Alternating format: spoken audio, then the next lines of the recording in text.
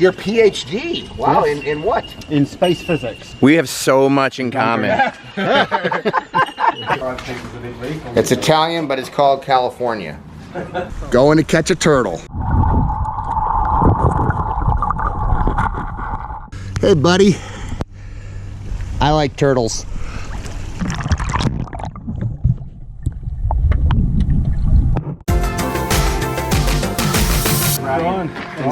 The pond guy, Greg. Hi, Jack. How long ago did Patrick put this recreation pond in for you? In October, didn't you? Yeah, it's like that, 3 months. Let's check this out.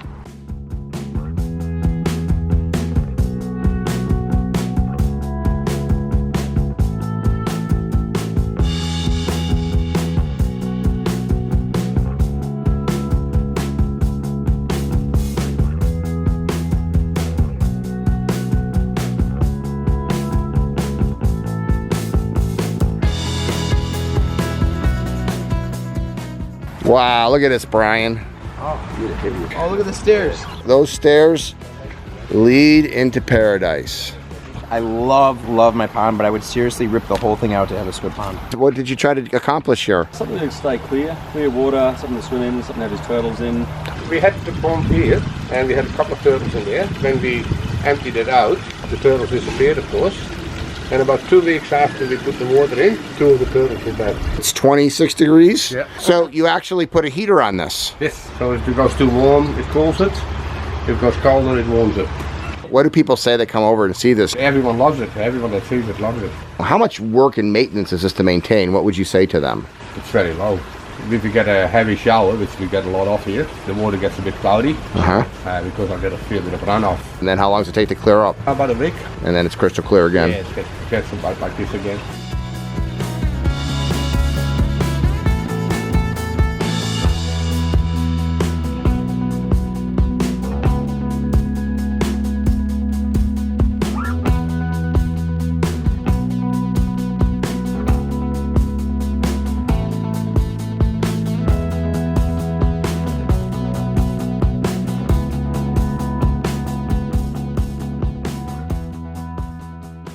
This is indicative of what we came across when Jack invited us down to have a look and see what we could do with him. But this is the condition of the pond that was up there. So they were using this one over here as a swimming hole, I suppose, and they had built a deck there, and it lasted for about 1.5 years, maybe like that. It got a lot of weed in, and then it was impossible to keep clean. It just turned into that. Tell me a little bit about the sand beach, because this is something you do with a lot of your projects too. The idea was to have somewhere to come up. We have some stairs which we put in with the sandstone block down into it, easy access. This is what started this entire industry. If it weren't for these guys, Patrick wouldn't be building ponds today. That's correct. This is the overflow, so if the water ever gets up as high as the pipe, it goes into this little sump pump there. Great.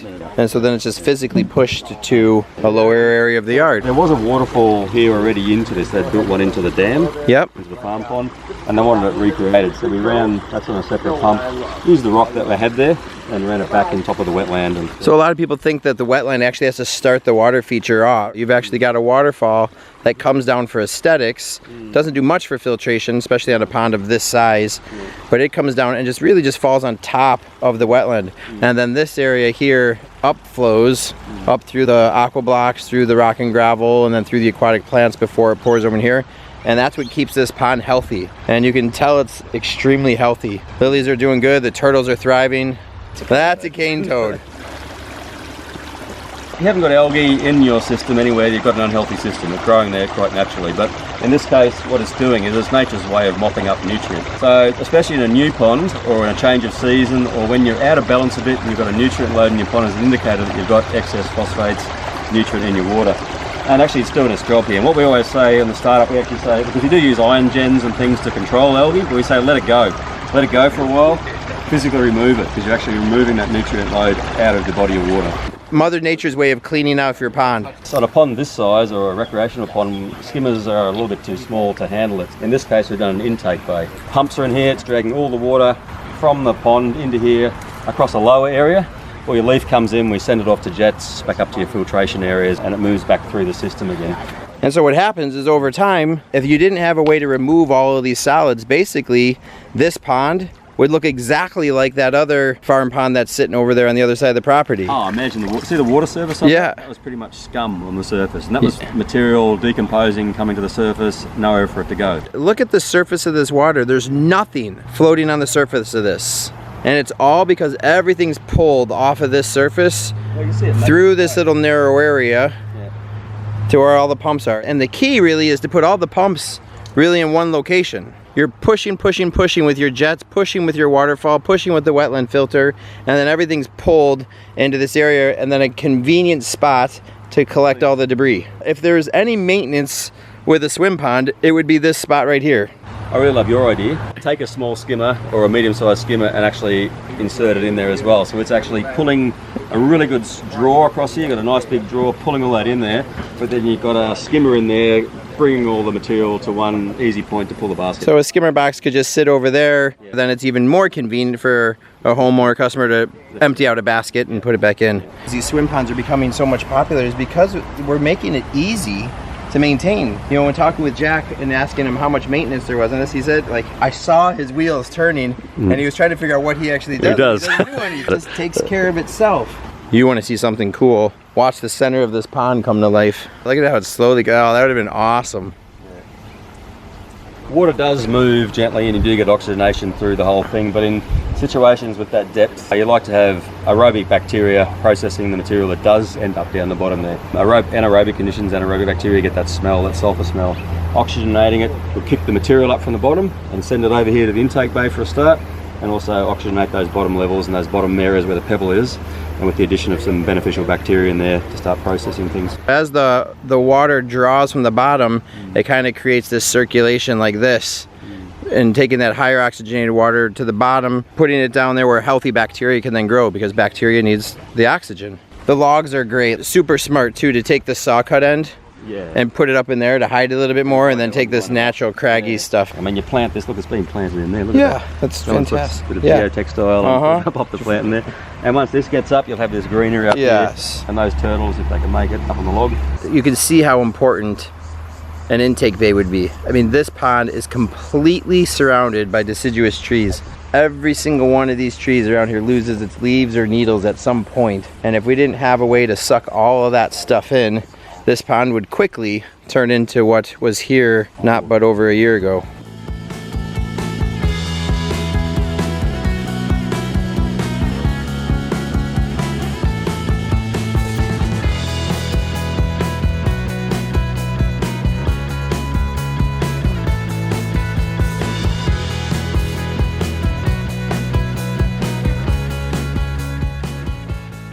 You could say I really get into my work, and I gotta tell you, how could you not when you do water features? This is absolutely mint. This entire beautiful recreation pond out here by Waterscapes of Australia. So fun for me is to be able to see water feature creations that are all unique, work of art, one-of-a-kind custom creations. This is what I love about my job, getting into my work and being able to experience what my customers get to live with every single day. You hear that, Brian? Sounds like a bellbird. Yep, bellbird. Brian, this is Ever. Ever, Brian, pleasure to meet you. Nice to meet you. And this is Russell from Anything Wet. You said that you built this water feature right around pandemonium time, right? Yes, there's a little water feature down there we did in August, and the larger one was probably done in September. Let's go check this out. Awesome. Fantastic. We have frogs. I love it. Nature at its finest.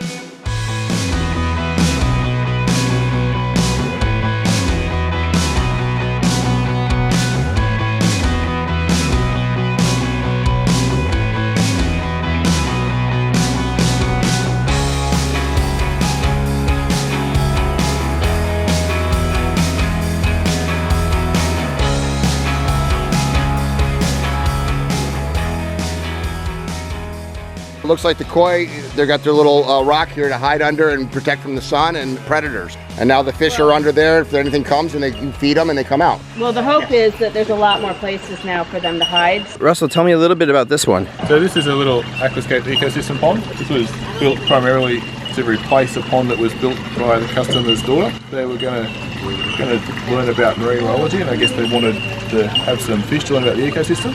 This whole thing about 3 months old. Well, I like the design too because it does have the illusion with the deck that it could go underneath. You know, it starts over here, the flowing water could go right underneath the deck and then pick up again over here.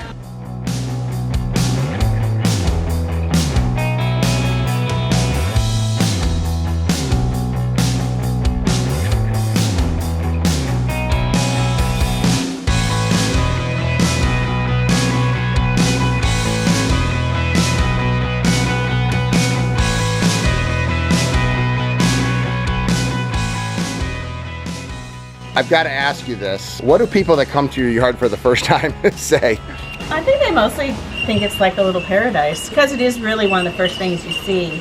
People tend to walk down and come in this way. So what's the difference between the pond that you have now and what you had before when you kind of moved in terms of a maintenance or in terms of aesthetics or all the above? Probably all of the above. But it's also much more natural. The water's significantly clearer than it was before, and yet the wildlife really like it. And what's fun for me about this is they just moved into a house that had an existing water feature, and now they've got an additional water feature that's a lot lower maintenance, and they don't even want to sell the house because they're living the aquascape lifestyle. This is what this channel is all about, inspiring people to live the aquascape lifestyle. Ponds done right, customers served right. If you like this stuff, like, comment, subscribe so more people can see what this is all about. And if you really like this stuff and want to see how it's done, check out the Team Aquascape link below to see how the construction of water features are done. I love my job.